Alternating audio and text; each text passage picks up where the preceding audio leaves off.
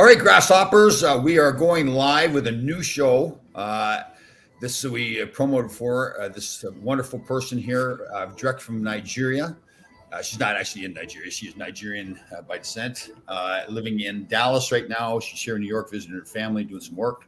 The wonderful Jenny. Jenny, how are you?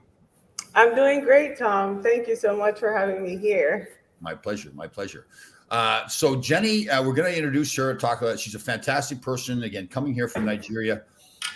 She's done a lot of things. One of the things that I'm really impressed with, I give my nose of my affiliation with people in the military. She has, and she downplays this a lot. She's enlisted in the Army Reserve. Is that correct?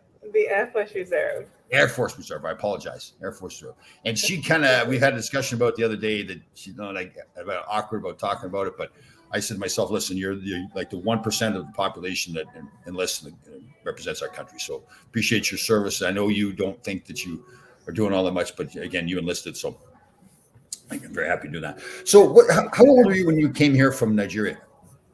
Great question. So I moved here. I moved to the United States from Nigeria just straight out of high school in 2008. So I was only 17 years old when I first got here. And then since then, I've basically been in school. I pursued my undergraduate degree. I got a bachelor's of science in biology.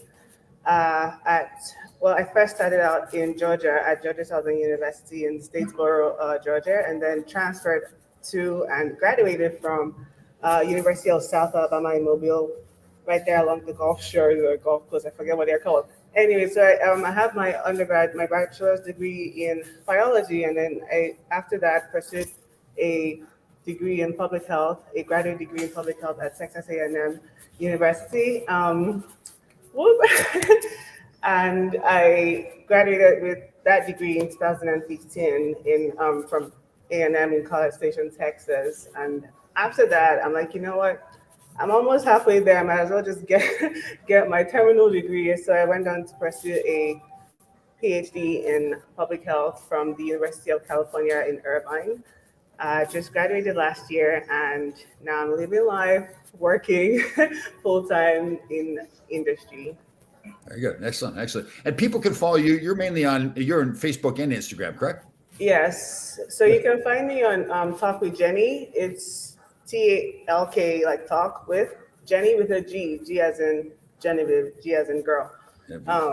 So I'm right there on Instagram. You can follow me, especially if you're interested in transitioning from one field to another. Like I just said, I have an extensive background in the health sciences, and I now work in the tech industry, and I am enjoying it. And it took a lot of strategy, a lot of planning, a lot of action, a lot of reflection to move from that one set of like training or set of skill sets to another set of skill set or similar set of skill set in the new domain. So if you're like kind of conflicted about your career path, you're not sure what you're studying right now, or if it's something you want to do in the long run, I'm a good resource. So feel free to find me on Instagram and we can chat some more. Right. So we'll be doing a weekly show on that, and Talk with Jenny is again the company that she's formed, that Jenny has formed, and she will help you transition from one career to another. But I really want to get into talking about your background too, because I think it's really fascinating. Somebody from another country has come here, and what prompted you to join the Air Force and Reserves? What was that about? Great question. So let me just start from like the top and then go down to the bottom. So I am a huge dreamer. And I also like to follow my dreams with action. So one of the things that I also have huge aspirations in life. One of my goals and interests is in flying. I love aviation.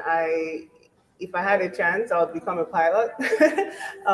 So it's still like somewhere in the back of my mind, but I really love aviation, and I also love the ability to serve. So I looked at my options, and I thought the people in the Air Force they seemed really cool. They seemed like they really enjoyed what they were doing, and they were also serving the country. So I'm like, I really like the Air Force. I should check them out. So I decided to pursue that sort of other career as well. So I kind of had like a broad range of interest, and obviously just serving was really huge for me. So I decided to do that because, I decided to go reserve because I work full time.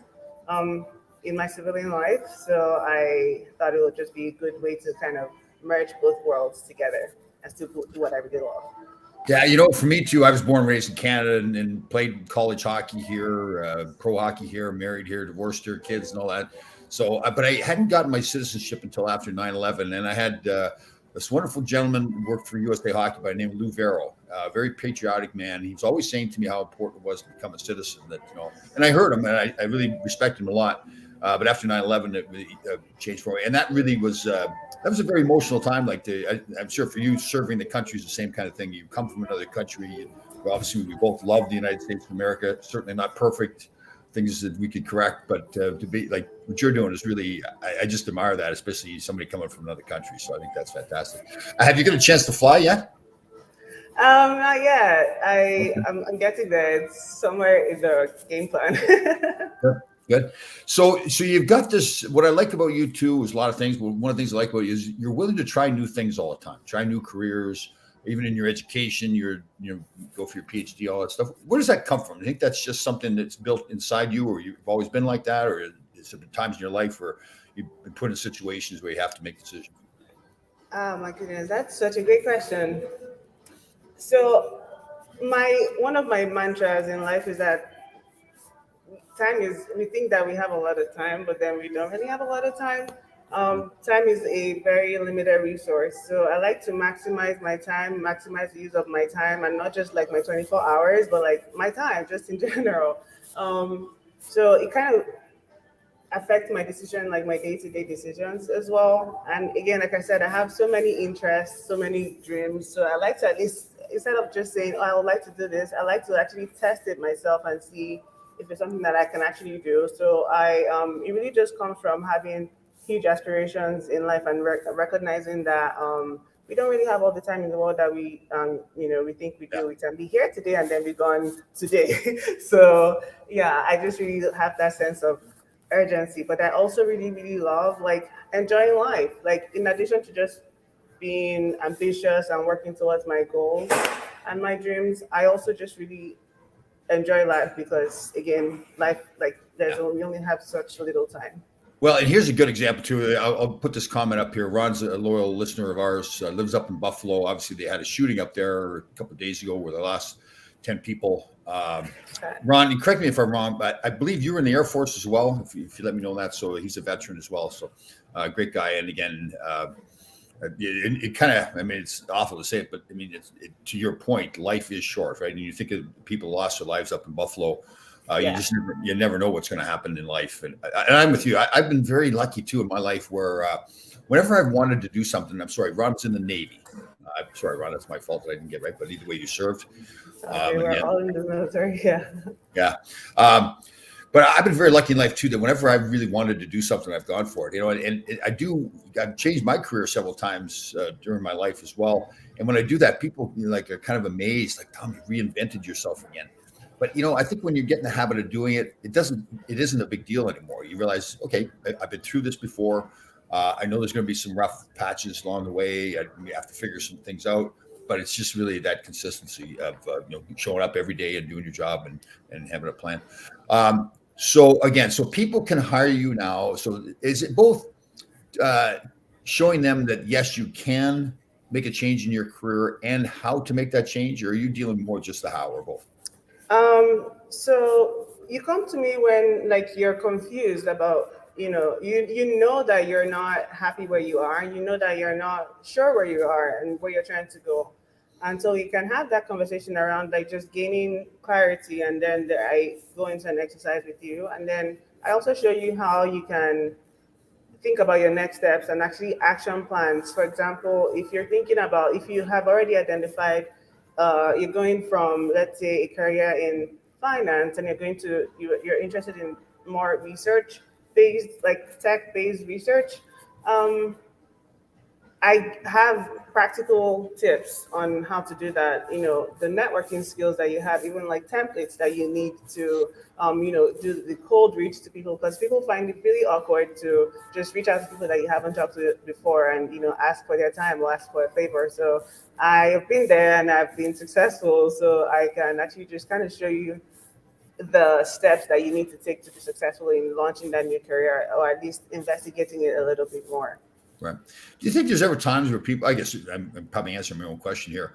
There may be times too where people come to you, they're unhappy in their job. I think that there's a better job out there, but the reality is maybe it's their problem that they're not happy in their current job and they need to change their performance or how they treat their current job too, correct?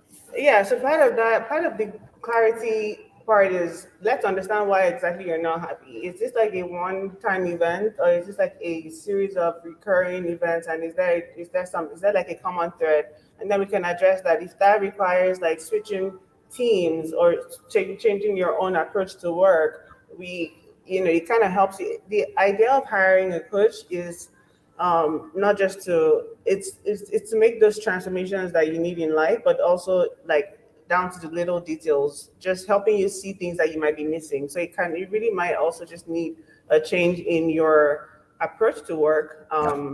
Yeah. So it's not necessarily always like moving from one field to another. You might just be carrying problems from one field to Yeah. another. So yeah. Yeah.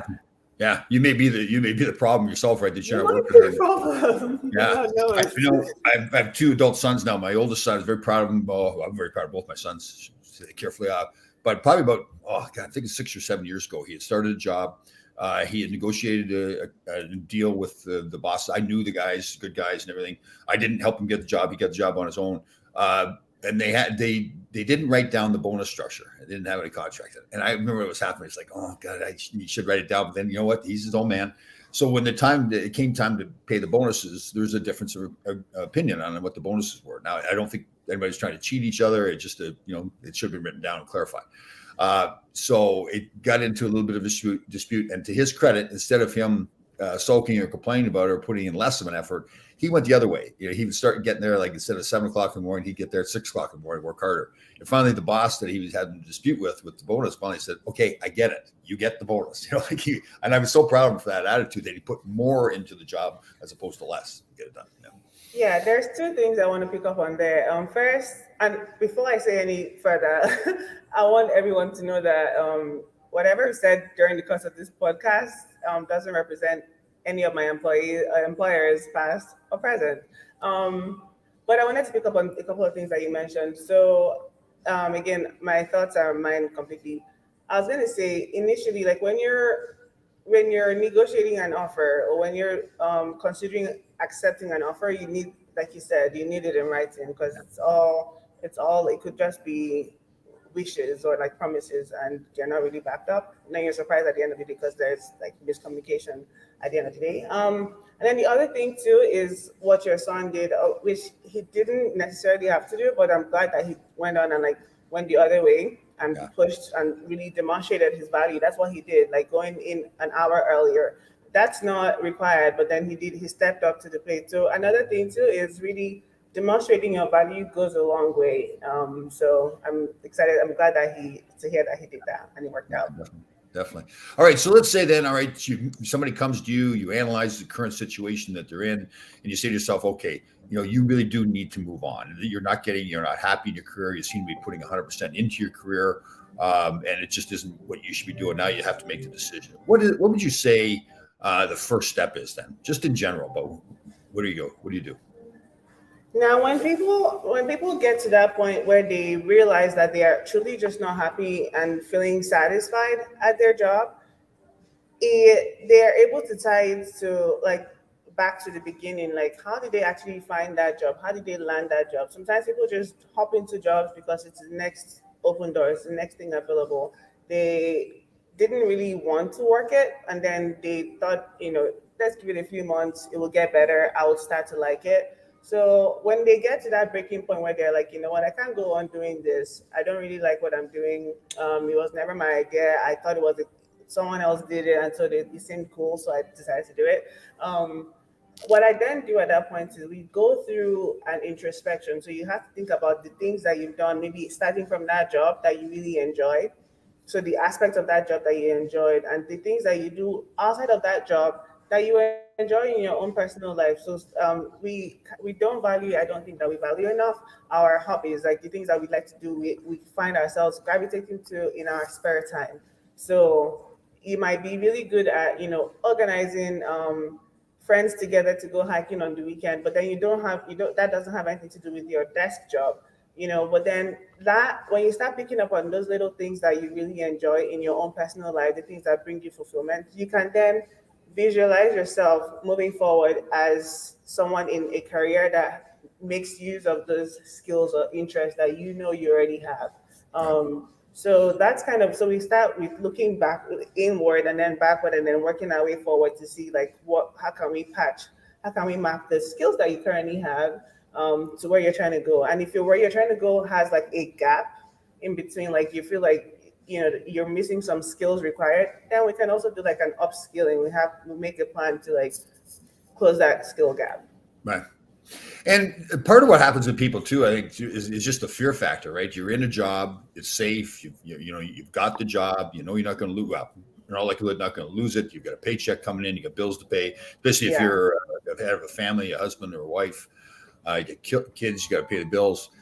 So it's really that building that confidence in yourself that yes, you can do it, right? I mean, that to me, that's one of the keys to like you figure out the X's and O's, but then you also got to say to yourself, yeah, I can do this. I know I'm going to have some rough patches. It's almost like in life, I try to say to people, life is not fair and you are not perfect.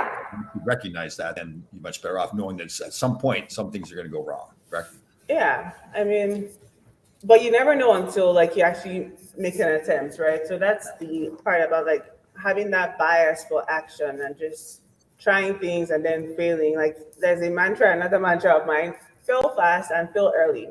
So you know what works and what doesn't work, and then you kind of um, figure out a new path. Yeah. Yeah. It is. It's having that plan too, right? I had a great interview years ago with a Navy SEAL by the name of Tom Shea. He'd won the Silver Star, I think it was. He won. He was leading a group of men over in Afghanistan in a battle. They ran out of ammunition and they had called in these like danger close bombs, because you're right. They want to kill the enemy, but the enemy is right beside them. So the bombs landed, it blew himself and the other SEALs back into this building. And he said he had a moment there where he thought, I may just lay here and die. But he got himself up, and obviously that's the extreme, right? That's the life and death situation. But he got himself up, and it's like he wanted me to ask the question. He didn't tell me the question was, but once he kind of led me to it, and he got up and started fighting again, and ultimately, obviously, lived. But I said, well, what drove you? He says, well, there wasn't one big thing. It was just more, I had the first job to do. In that case, I had an enemy in front of me. I had to take him out. There's another enemy down the line. I had to take him out. So he just looked at it like that, just one step at a time. So it's the same thing really with anything you do in life. In this case, going for a new job or first of all, leaving the current job is having that list actually written down and say, okay, what is my next step here? What do I have to do? Don't look at the big daunting task ahead of me. Look at that next step, right? I've got the list. Here's what I have to do next. Yeah, like who is that one extra contact that I need to talk to about, getting me on that path, like helping me make that decision or enter that new career? Like, what's that one small thing I can do today? Absolutely. Yeah. How big of a thing do you think it is to leave the current job properly? Right? I mean, properly, giving them proper notification, doing it professionally, because that's sometimes an awkward thing too, right? That you got to go to somebody you've worked with for a while, and I say, I'm leaving. Right? Yeah, funny. I was actually just talking to one of my friends over the weekend about this.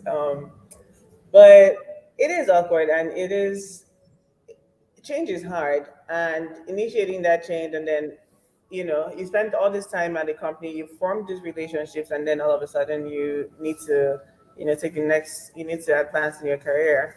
um it is hard, but to your question, it is also important to not burn your bridges and just be very respectful when you're trying to you know leave a former employer or your current employer. So Yeah. just putting things, obviously just having that chat. You should already form a good relationship with your manager, so you can where they provide you have that environment where you can freely share, like, I know this is awkward, but this is what I'm thinking I'm doing next. That way they're prepared and you're not just like blindsiding them for two reasons. One, out of respect, and two, so that they can also start to prepare a plan for like your replacement if needed. Yeah. So and then obviously putting that in writing too. So yeah, I think it's important to have that respectful approach when leaving your current company. Yeah. And even maybe the boss that you have to have that conversation with is part of the reason you want to leave, right? Maybe you're just not getting along with them. But it really is, and I think it's understanding that really you're not doing anything wrong. This happens all the time. People are constantly moving. It isn't that big of a deal. They'll be fine. They'll find somebody else. It's kind of like almost like don't make it a bigger deal than it really is, right? Yeah, absolutely. There's really nothing more to add. It's just what it is. You have to make your decision for yourself and be respectful about it to the best of your ability, obviously, and the company would handle the rest. I'm sure they're very well equipped. Yeah, yeah, that's right. That is the case. So again, Ron shares his thoughts here too. Needed this conversation. Felt complacent in my dream job. Certain times felt burnt out, but I know there are worse jobs that I could be doing. Yes, in my work history, pump gas and dishwasher. No shit. Yeah, you're right. I mean, you can't look at another like a career change where maybe you have to take a step backwards financially. Again, you've got to be smart. If you've got family responsibilities or whatever, you have to really analyze it all. But if you have to take a step backwards to ultimately take 10 steps forward, you may have to do that, right? I did that. I did that myself. I did. Yeah. It was and I did. The funny thing is, in the moment, I didn't even know that it was. It would be like what I would leverage to get me into this, more lucrative career. I'm not gonna have people working in the background, but I've had a chance to do internships as a graduate student with undergrads. Right. We were, you would expect that, I would turn down internships because, I'm going to be on the same team as undergrads. But that didn't really matter to me at the time. I just wanted to have something to be doing in the summer. I'm like, just put me in, coach. Like I don't want to be just hanging around at home over the summer, because this actually happened this summer that I had huge plans to have like a huge, public health internship in, a large national public health organization, and then it fell through last minute, and I wasn't able to, secure that, complete that internship. However, after I realized that it wasn't going to go through, I decided to find other things to do. I had to change my travel plans instead of going all the way to the. So I was actually supposed to be in Nigeria. I ended up coming up here to New York to spend the summer with my family, and then I was like, you know what? I can't just be home all summer. It's nice out. I need to do something. So I found an internship just really last minute, and they were taking people who would be willing to do some field internship throughout the city of New York, like not all 5 boroughs, but like 3 of them. And that field research that I did, the field survey and things that I did that summer, has really been transformational in leveraging my experiences, like my field research, and I talk about that a lot in my interviews, a lot. So yeah, just doing that small thing and working with people you feel like, oh no, I'm more advanced than them in education. You never know, it all comes together. So no time is wasted. Just make sure that you're investing your time wisely. And yes, you're like, to your point. Anyways, Ron, great. I love what you're doing. Staying busy, staying occupied. And Tom, to your point, to like sometimes you might have to take a couple steps back to be able to like catapult to the future. So absolutely. Okay. Again, everybody, this is Jenny, becoming a good friend of mine. From Nigeria originally, lives in Dallas right now. She's up here in New York. Can't keep her still. She's moving all over the place. So again, if you want to contact her, so on Instagram, it's Talk with Jenny. Yes, it's Talk with Jenny. Jenny with a G as in girl. Right. Good. I'll post that on my site here too, in this video. And again, you're on Facebook as well, correct? I am on Facebook, but I would love to be contacted on Instagram. Okay, so Instagram is the place to go. Okay, perfect. So go to Instagram, Talk with Jenny, Jenny Genny. Again, I would post that. You're also on LinkedIn as well, correct? I am on LinkedIn as well. So yeah, find me there. I'm not very active on Facebook. You taught me, I'm trying to do a better job of promoting my videos too. And you taught me a lesson there about doing that Reels that we did the other day too, right? Was that the Reel? Is that what it was called? Yeah, it's called Reels. Like a cool feature that I really enjoy them. I actually just I'm new to it as well, but I think they're really fun. So that was a great one. I'm glad we did that. Yeah, that's very cool. You tell me lessons. See, that's the big thing for me too. I've learned to learn during the pandemic. It's been, the pandemic's been a terrible thing for a lot of people, but that's the one thing I realized. I was getting to that point where I was kind of stuck in a rut. I would even say to people sometimes, on a personal and professional level, like, I got a code that I live by, and that's it. Kind of Italian. I was like, I'm not changing anything. And I realized, Tom, you're selling yourself short, right? I mean, there's so many things you can learn. The small thing like reels from you the other day, big things. So again, for me, the pandemic has kind of been, I've been spending too much time talking to Google though. Yeah. Playing the beach sound. I know, yeah. Yeah, that's right. We got the beach sound going. But I've learned a lot too. But I was being, I guess it tells you how bored I was during the pandemic. There's probably about a year ago, I was by myself in the condo, and I said to the Google, I said, Google, do you love me? She goes, oh, you're fantastic. You're just, well, it's okay. That's fine. That's all I need. Right. Isn't it as serious? I actually learned how to bake. Like I made a banana bread over the like COVID times. So Nice. yeah, we all learned something. Yeah, definitely. I learned how to make sushi. Sushi's my new thing. I was a little disappointed. I made it yesterday, though. I did not cook the rice all the way through. No. Yeah, made my mistake. So the white rice was off. So again, just to be clear, one more time. So it's Talk with Jenny. The best place to reach her is on Instagram. If you're unhappy with your career, and you want to have just first of all, a discussion about that, whether you should make a move or not, you can talk to Jenny. And then after, if you've made the decision together that, okay, it's time to move on. Again, Jenny's very unique. It isn't something that she just talks about or learned in a textbook. She's actually lived that life. Again, coming over from Nigeria, changing her education, careers and all that. So cool stuff. So we're going to try to do this. We're going to do this weekly show, 10 o'clock. So everybody if you have questions in advance, you can certainly let me know, or you just come on the show here. Again, as you know, it's live. To pop those questions up there. So it's great to meet you. Same here. Thank you for having me, Tom. And yeah, like Tom said, if you or someone you know, your neighbor, their kid, your kid, or someone, your sibling isn't really feeling fulfilled in their career, that's okay. They can always just reach out to resources. They might not need that additional master's degree to get into the new job. So yeah, I'm happy to chat as a resource. All right, we do have a question here. So before we go, Deb is again another loyal follower. Any guidance for seasoned professionals that have gone as far as they can in their dream job, got far with education, master's degrees, professors, and have about 15 years to retirement? So like Deb, I assume maybe we're talking about you. So you're saying you're kind of gone as far as you can in your job, but you still have 15 more years. Any advice? Right. So one of the questions that I also get is, I have spent all this time in my career, I can't do anything else, or, I'm so close to retirement, but I feel like it's never too late. And, so you can always think of the skill set that you've accrued over the course of your very lengthy career, which is amazing. Is super useful. And then you can think about other things that excite you, other things that you feel like you like to see yourself doing. What do you spend your weekends doing when you're not on the clock anymore? What are the things that you would like to do? What are some other things that you'd like to do? I'm sure there are other, like you have, peers in other fields that they might do things that seem interesting.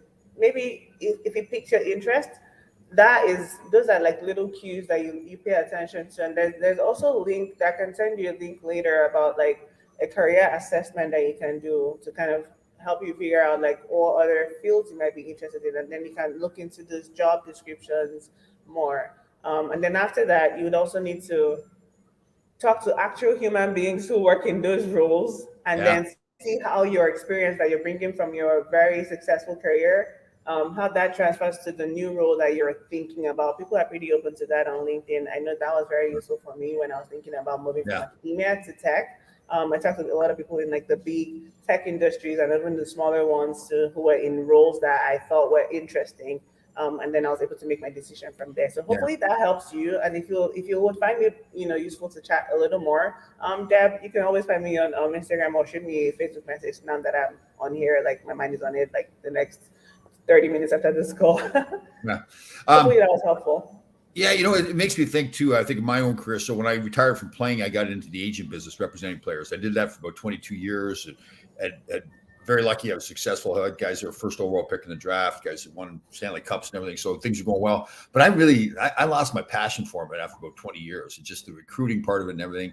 And to Deb's point, and to your point, we were talking too, it's like really sitting down and saying, what other skills do I have? What other resources do I have? For me, it was more realizing that I had a real network of people, business people. I was lucky. I played in New York and Los Angeles, and in the agent business, you're dealing with business people all the time. And I realized I had this big network. So I started this company called Post Game Strategies. And that was designed to really, for guys after their careers, obviously, using that network to do many things. Now it's really kind of evolved into finding money for deals. But it was really sitting down and saying, okay, what do I have? But and this was a big moment in my professional career too. Growing up in Canada, being a hockey player, you're taught a lot to be very humble. Don't brag about the fact that you played in the National Hockey League. And a lot of business people were saying to me, Tom, are you kidding me? You've got to use that as part of like whatever you have. In this case, it was me playing in the NHL. You need to, and I hate to say the word use, but to have that part of your resume or how you approach people. So they were trying to convince me to make cold calls to business people and say, hey, this is Tom Laidlaw, played for the New York Rangers. So I relented. I did a little Google search and found about 20 guys that were tied to Wall Street and had some hockey connection, played college hockey. So I called this one gentleman. And it was very funny. I've told the story many times, but the secretary got on the phone. I said, this is Tom Laidlaw. I used to play for the New York Rangers and just like to talk to Mr. Blank. And it was funny. She literally dropped the phone and I could hear the pitter patter of little feet as she's walking down and running down the hallway. And the gentleman I'd called got on the phone and he was like, this isn't Tom Laidlaw. He thought it was one of his buddies playing a prank with him. And the next day he had me down for lunch to his office, and his office was like a hockey hall of fame. And that is a great relationship for me still years later as a friend and professionally. But it never would have happened had I not kind of be more aggressive, like be proud of who I am, what I've done, don't brag about it. But right, I mean, that's the same thing when somebody's like thinking about leaving a job. Be proud of yourself. I mean, you've Absolutely. gone to school. Absolutely. I know you're touchy about the word using your experiences. I say leveraging because that's exactly what you're doing. Yeah. So very good. Nothing wrong with that. Yeah. I like that. Thank you very much. Leveraging is much better than use. Yeah, using's got that terrible connotation. Right? Well, listen, we're going to do this every week. And again, if you have questions, you can write in advance. We'll address it. We'll have a new topic every week to discuss. And again, what I like is it's not just the X's and O's that we're going to talk about. We're going to talk about the psychology that goes into it, making sure that you understand you are valuable, move on to something else. Jenny, thank you very much. Great job today. My pleasure. Thank you, Tom. It was so much fun. Thank you. See you all later. We'll see everybody next week at the same time.